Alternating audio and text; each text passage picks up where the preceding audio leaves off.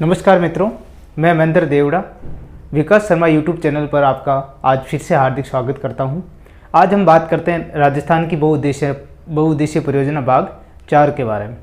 तो इससे पहले हमने पढ़ा था इंदिरा गांधी नहर परियोजना और इससे पहले रावी व्यास नदी परियोजना के बारे में। आज हम पढ़ेंगे गंग नहर परियोजना। अगली हमारा पॉइंट्स होगा गंग नहर परियोजना। ठीक है, गंग नहर परियोजना।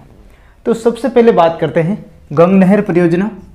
इसको बीकानेर परियोजना के नाम से जानते हैं, बीकानेर नहर के नाम से भी जान सकते हैं, बीकानेर नहर के रूप में इसको जानते हैं। अगली बात करते हैं सर्वप्रथम बीकानेर नहर के नाम से जानते हैं। बीकानेर के महाराजा गंगा सिंह के नाम पर ही इस नहर का नाम पड़ा था गंग नहर। तो बीकानेर के महाराजा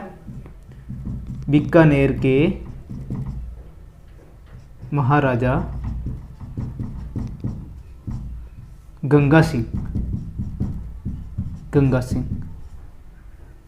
के नाम पर इसका नाम गंग नहर पड़ा।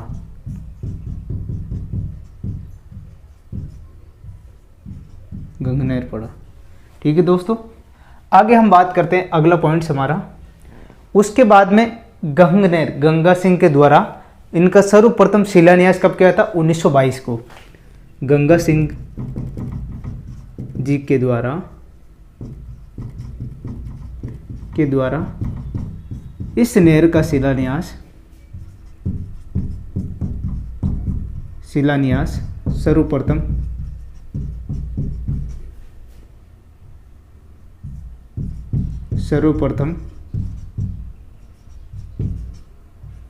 1922 को किया था। कब किया था? 5 दिसंबर कुछ यानी 1922 के दिन। फिर बात आती है आगे, शिलान्यास के बाद में 5 साल बाद में क्या होती है? ये पूर्ण होती है, पूर्ण रूप से एकदम तैयार होती है। तो 5 साल बाद, 5 वर्ष बाद पूर्ण रूप से तैयार। ठीक है, पूर्ण रूप से तैयार होती है कब? 1927। तो इनका जो नहर परियोजना है 1922 से 1927 इनका पूरा जो गंग नहर जो पूर्ण निर्मित होती है कंप्लीटली। फिर बात आती है 5 वर्ष बाद तो हो गया 1927 के अंदर। इससे पहले ब्रिटिश रियासत के समय बीकानेर राज्य को जल की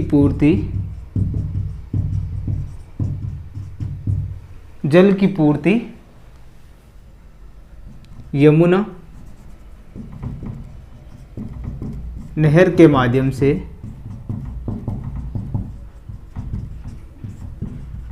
से होती थी। ठीक है दोस्तों, ये राजस्थान की प्रथम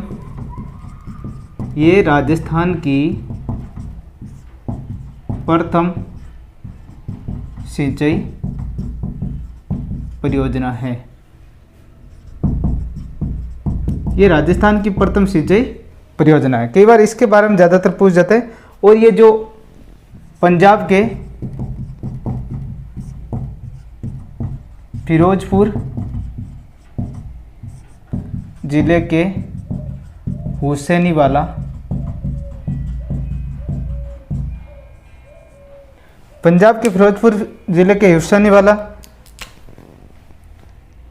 से सतलज नदी से निकाली गई है। ठीक है, यहाँ तक तो हो गया। उसके बाद इसकी जैसे लंबाई के बारे में बात करते हैं। लंबाई में कई बार ये अच्छा प्रश्न पूछा जाता है। लंबाई, इनकी लंबाई है टोटल 129 किलोमीटर। 129 किलोमीटर, जिसमें 112 तो है पंजाब के अंदर, 112 किलोमीटर तो पंजाब के अंदर बहती है। और राजस्थान की बात करते हैं, राजस्थान में ये 17 किलोमीटर इनकी टोटल लंबाई है। गंगनहर सिंचाई परियोजना 17 किलोमीटर लंबाई है। ठीक है दोस्तों, फिर आगे बात करते हैं चूना युक्त, चूना से निर्मित सिंचाई परियोजना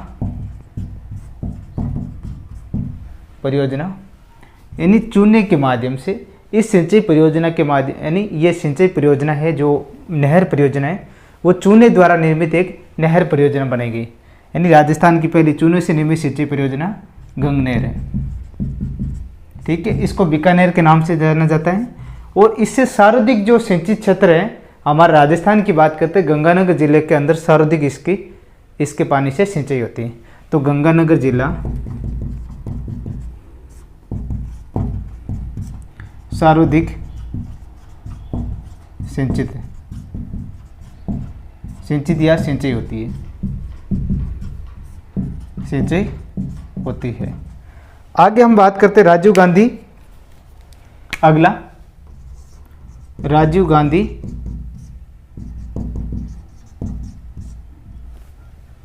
सिद्धमुख, राजीव गांधी सिद्धमुख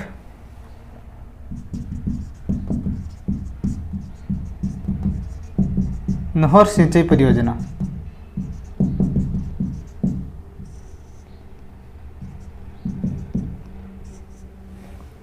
राजीव गांधी सिद्धमुख व नहर सिंचाई परियोजना ये भारत के पूर्व प्रधानमंत्री श्री राजीव गांधी के नाम पर इस परियोजना का नाम पढ़ाया गया है, राजीव गांधी सिद्धमुख नहर परियोजना। ये सिद्धमुख व नहर परियोजना है। सिद्धमुख व नहर परियोजना हनुमानगढ़ व चूरू जिले को क्या करती है, सर्वाधिक सिंचित करने का कार्य करती है। यानी सर्वाधिक जो हनुमानगढ़ और कुछ जो चूरू की तहसील है उसमें सिंचाई परियोजना के रूप में इसको जाना जाता है, उसका नाम है सिद्धमुख व नहर परियोजना। कई बार यह भी प्रश्न पूछा जाता है। और उसके बाद में क्या हुआ था, एक बार 1986 की बात है, 1986 में रावी व व्यास नदियों के जल के बंटवारे को लेकर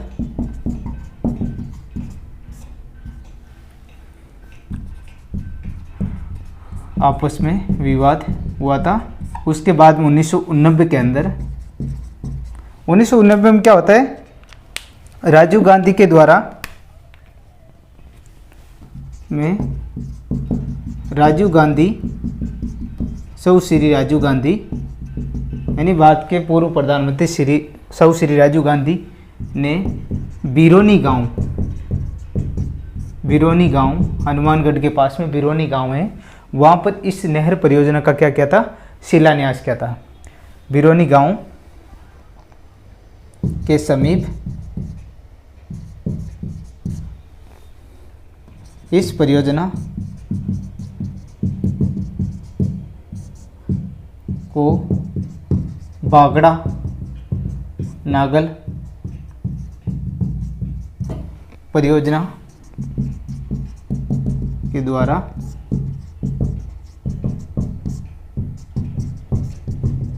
नदी के पानी को बंटवारा किया गया।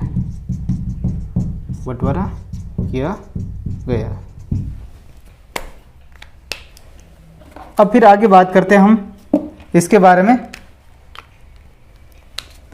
अगला हमारा पॉइंट्स होगा, उसके बाद में इस पानी के बंटवारे को लेकर इनसे प्रभावित जो कहाँ कौन से राजस्थान के जो क्षेत्र के अंदर इनकी सिंचाई परियोजना के रूप में इनको उपयोग में लेते हैं। तो अगली बात करते हैं हम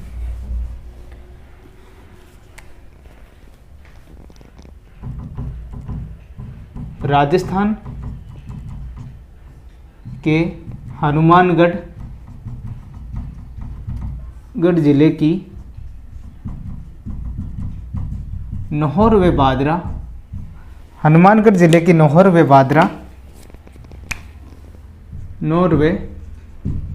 बादरा तहसील हनुमानगढ़ जिले की नौर व भादरा तहसील व राजगढ़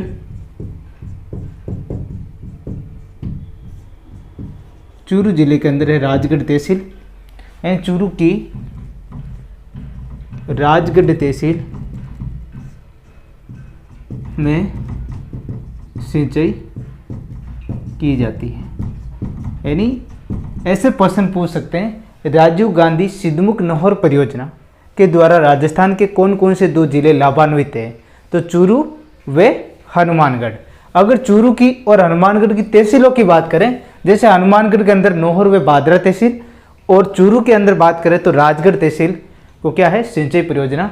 इससे क्या है, उनके जो आसपास का इलाका है वहाँ पर सिंचाई का एकमात्र ये स्रोत है, ये सिंचाई परियोजना। ठीक है दोस्तों, इस प्रकार इसके अंदर तो ये आ गया संपूर्ण।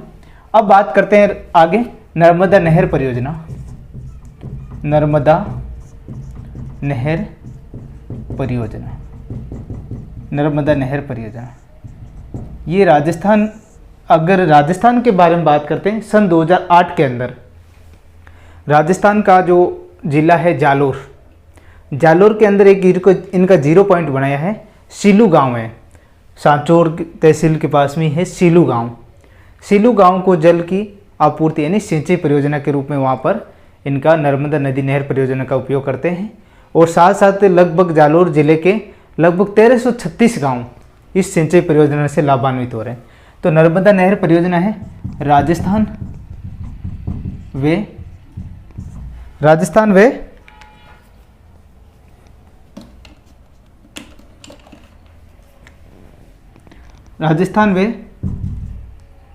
गुजरात की परियोजना है। नर्मदा नदी पर गुजरात में नर्मदाबाद बना हुआ है, परियोजना है। अब रही बात है राजस्थान के बारे में, सन 2008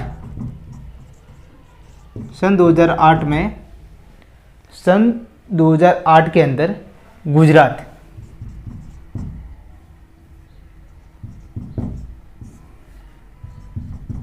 से पानी का बंटवारा कर जालोर, बाड़मेर इसके आसपास का क्षेत्र के अंदर, जालोर बाड़मेर के आसपास का क्षेत्र,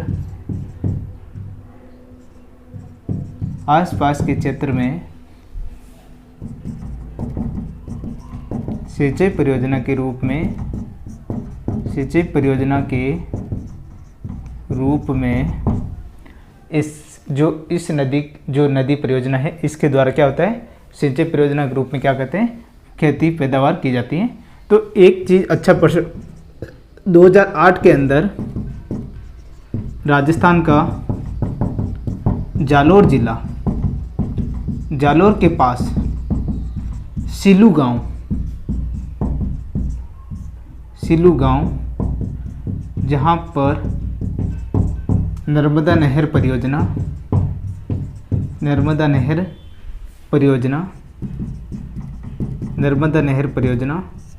के द्वारा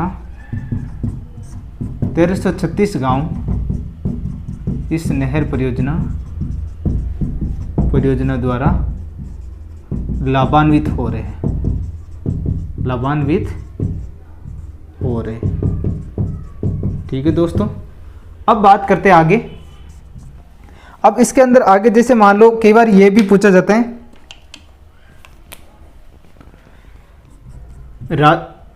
राजस्थान का अगर एक प्रश्न पूछते हैं, राजस्थान की वे एकमात्र परियोजना जिसके द्वारा क्या होता है, फव्वारा सिंचाई परियोजना सर्वाधिक होती है। राजस्थान की वे सिंचाई कौन सी परियोजना है जिसके द्वारा राजस्थान के अंदर क्या होता है, फव्वारा सिंचाई परियोजना के रूप में उनका पानी ज़्यादा प्रयोग किया जाता है, तो वह है राजस्थान की नर्मदा नहर परियोजना।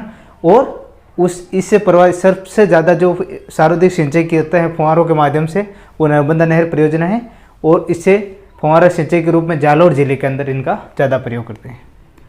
तो राजस्थान की एकमात्र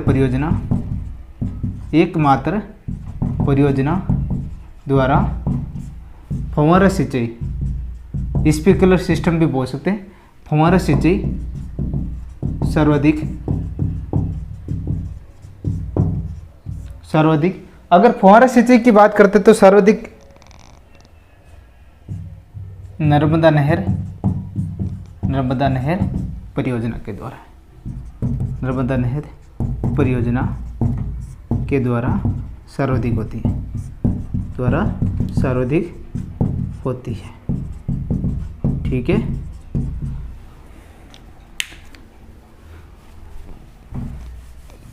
जैसे ऐसे भी एक प्रश्न, जैसे हम ज्योग्राफी है इससे ज़्यादा बार नहीं पढ़ेंगे आपको, तो इसमें एक प्रश्न ये भी है कि राजस्थान का जो कौन सा जिला है जिसको राजस्थान का पंजाब कहा जाता है, तो 5 आबों का समूह जो सांचौर जिला है उसको 5 आबों का समूह के रूप में जानते हैं, यानी 5 नदियों का समूह के रूप में। फिर अगली जैसे परियोजना है भाग 4 में अंदर, तो अगली परियोजना हमारी है बिशलपुर परियोजना। बिशलपुर परियोजना के अंदर प्रश्न पूछा जाता है। सबसे पहले तो ये ध्यान रखना, बिशलपुर परियोजना राजस्थान के कौन से जिले के अंदर है, तो बिशलपुर परियोजना है राजस्थान के टोंक जिले में। कहाँ पर? ऐसे नाम कंफ्यूज मत होना, क्यों जोधपुर के आसपास में भी गांव है ऐसे बिशलपुर, और भी जैसे किसी डिस्ट्रिक्ट के पास में गांव है बिशलपुर, तो ये थोड़ा ध्यान रखना। बिशलपुर बांध परियोजना कहाँ पर है? यह है बिशलपुर परियोजना है टोंक के अंदर, और टोंक के पास में टोडा रायसिंह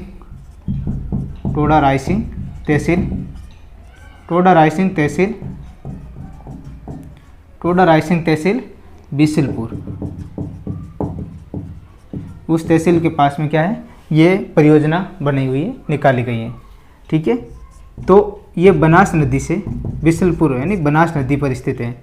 बिशलपुर जो टोंक जिला है बनास नदी पर स्थित है। इस परियोजना का शिलान्यास की बात करते हैं 1988-89 के अंदर इनका शिलान्यास होता है। और ये सिंचाई परियोजना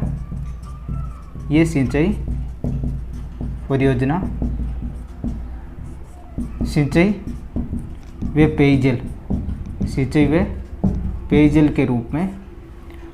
पेयजल के रूप में उपयोग करते हैं, और साथ साथ में विद्युत ऊर्जा प्लांट के रूप में भी इनका प्रयोग किया जाता है। कई बार ये भी प्रश्न पूछा जाता है।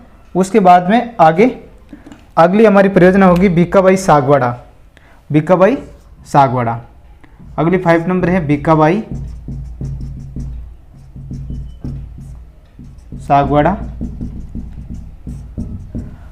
सागवाड़ा के बारे में कई बार पूछा जाता है। माही नदी पर बनाएगा, माही नदी यानी बांसवाड़ा, यानी आदिवासी इलाकों में सबसे ज़्यादा जो महत्वपूर्ण जो परियोजना है बीकाबाई सागवाड़ा परियोजना के रूप में इनको जानते हैं, ठीक है। अब जैसे माही, सोम, जाखम 3 नदियों का जो संगम है आदिवासियों के तीर्थ के रूप में जानते हैं। आगे हम इनके बारे में विस्तार से चर्चा करेंगे। जो आदिवासियों से संबंधित कोई प्रश्न आएगा या कोई परियोजना या कोई भी चीज़ें उनके जलवायु संबंधित बात करेंगे। तो बीकाबाई सागवाड़ा जो माही नदी पर माही नदी है बांसवाड़ा के समीप, वहाँ पर माही बजाज सागर बांध परियोजना बनेगी, जो सबसे पहले हमने बताया था गृह मंत्री थे हमारे जमनालाल बजाज के नाम पर। अब रही बात आगे बीकाबाई सागवाड़ा माही नदी बांसवाड़ा, और ये परियोजना क्या करती है, आदिवासियों के उत्थान के लिए क्या है सबसे महत्वपूर्ण रोल होता है माही और जाखम का, ठीक है। माही, जाखम और सोम ये 3 परियोजना ऐसी है जो आदिवासियों के उत्थान के लिए क्या है, उनके क्षेत्र को सिंचाई सुविधा के लिए सबसे महत्वपूर्ण है, ठीक है दोस्तों। हम अगला जो भाग 5 के अंदर क्या करेंगे, इससे जो आगे होगा टॉपिक उस पर चर्चा करेंगे। तब तक के लिए आप अच्छे से पढ़िए, और अभी तक हमारे वीडियो को सब्सक्राइब नहीं किया तो सब्सक्राइब कीजिए, लाइक कीजिए, कमेंट कीजिए और दोस्तों को ज़रूर बताइए, ठीक है दोस्तों। वीडियो कैसा लगा आपको कमेंट बॉक्स के माध्यम से हमें बताइए, ठीक है दोस्तों। जय हिंद, जय